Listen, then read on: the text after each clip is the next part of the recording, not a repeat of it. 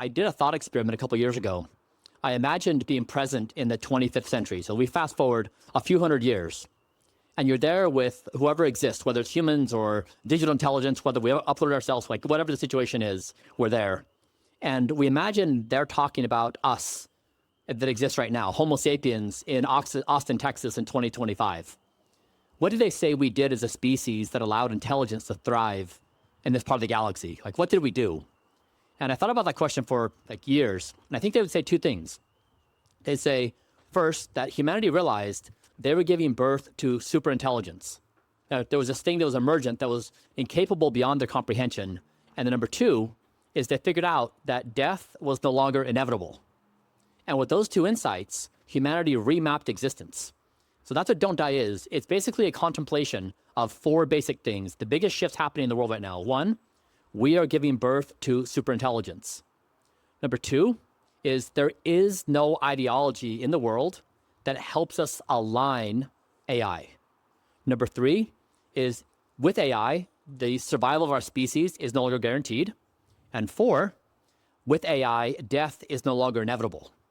If you put all those four things together and you say, okay, now what do we do in this circumstance? No existing ideology actually addresses it. Capitalism addresses things of money.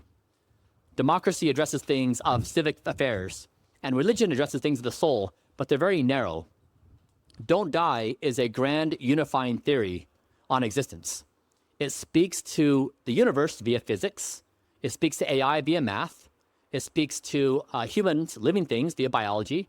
It speaks to software via computation. It's the universal translator between all intelligent life. And so that's what you need is if you go to AI, you need to have some kind of ideology that spans all intelligent life. And so what we've been trying to do over the past few years is when we arrived at this observation, I thought, how would you possibly explain this ideology? That would be very hard to do. People don't want to hear about biology. They want to hear about boners. And so I became, it's true, right? Like we know this. Like, by the way, okay, so the boner thing was not something I set out to do. It was an accident. But like we did this experiment where we were trying to rejuvenate my thymus. You know, this really important organ in your body for your immune system. We did all this work, like 8 months of work. We published our results. Nobody cared. Like, okay, whatever. But it's like one of the most important organs in your body for determining life and death. We do something on the penis and it's like, wait, what? It's like, really, we've tried to figure out the language to speak about this thing. And so over the past 4 years, I've tried to become the most don't die person in human history. And that is like, if you basically take the approach and you say, if I have a life expectancy of 79 years, if I live in California, then you can take that on a daily basis and calculate how much do I die per day over 79 years. And then you can just say, all right, now if we take that baseline equation, what things accelerate my speed of aging? So you can say smoking, drinking, not sleeping well, toxins, and what things actually slow that down so I could live longer, eating well, sleeping well, exercising, all the stuff we know. And so we try to take an approach of just basically pure math. If you take my 35 trillion cells and you say, how fast are these 35 trillion cells aging and can you slow it down? That's what we've tried to do. So we've tried to quantify every single thing that either accelerates aging in my body or slows it down. And we try to reverse aging damage. But it's entirely a mathematical and biological equation. And so I do weird things like I go to bed on time, I exercise, I don't drink, I don't smoke, I don't participate in many of the social rituals we have today. That when you realize this and you peel back the onion, you realize that our entire existence is built around die. That up until this point, it's been YOLO, lol, we're gonna die, and you justify your decision making, and now it's don't die. And so the endeavor here with Don't Die is basically this. We're gonna try to mobilize a wartime effort across the planet towards Don't Die. Okay, so what does this look like? So we can do things individually for Don't Die. Something we're doing actually, which Ford just talked about, we're building an endeavor called Don't Die Certified, where I've learned over the past few years, I've been testing every single thing that goes into my body, all water, all air, all foods, all liquids. And we've discovered, as you all know, that things are very toxic. And so Don't Die Certified, we're going to try to map the US food ohm, which means we're going to try to sequence the food, 80% of the foods that we consume on a daily basis as Americans through heavy metals, agrochemicals, glyphosate, et cetera. Now doing this, we can then start making statements like the average American consumes blank, mercury per day. Now that's a Don't Die Certified, you're trying to identify something that increases the speed of aging in our life. Also, you can do this with personal habits. Also, you can do things like we don't allow our children to smoke cigarettes, but we allow them to consume dye at school. So when they have a piece of pizza and a plastic-lined thing of chocolate milk and canned vegetables with BPA, it's a form of dye. And so you could do don't die in the form of a school lunch. And so don't die is basically working with the final boss of the universe, which is entropy. It's the thing that gets everybody, gets everything in the universe, all stars. And so don't die spans to all verticals of life. And so the goal here is that everybody on planet Earth is playing this brand new game. And the contemplation is that this is the ultimate game that intelligence plays. That when superintelligence awakens, existence is the highest virtue, period.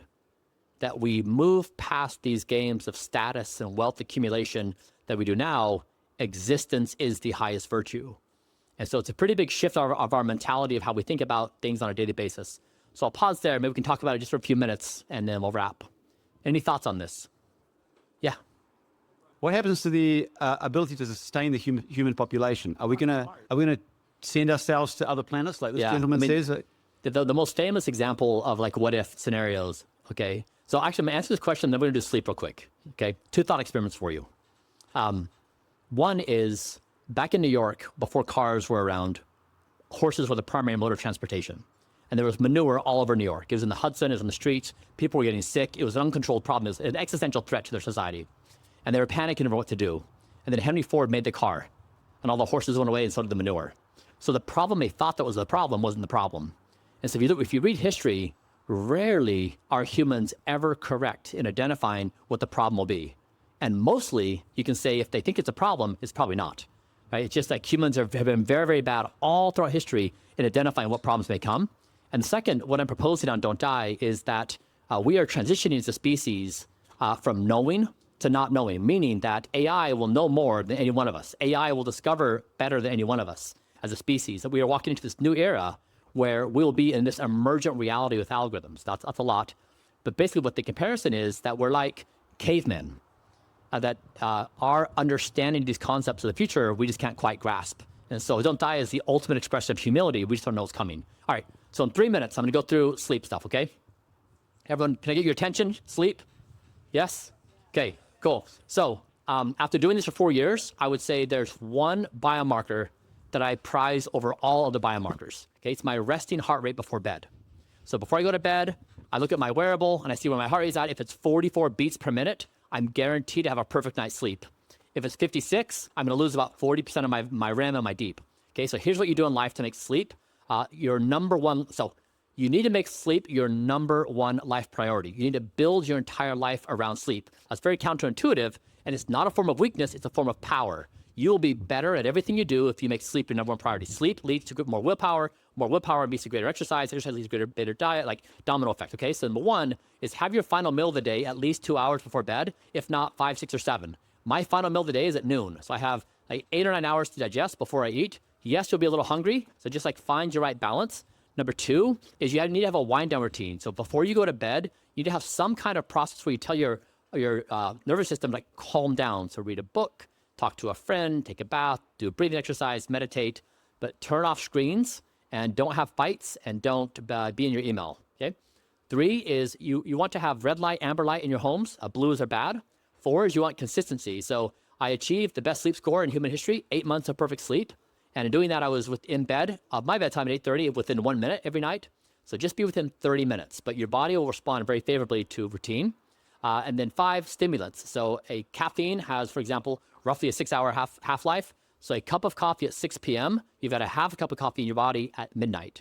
Okay, so if you do those 5 things, you will have the best sleep of your life. When you have the best sleep of your life, you'll have the best life you've ever had. You'll have the most fulfilling and expansive conscious existence. So if you haven't made that commitment, I would encourage all of you, make sleep your number one life goal. It's kind of like what you hear on the airplane where they say, put the mask on first and then others. Sleep is that. It's really like the power source you have in life. All right, cool. Great to see you guys. I'm here all week, so I'm sure I'll see many of you at events throughout the week. Don't die.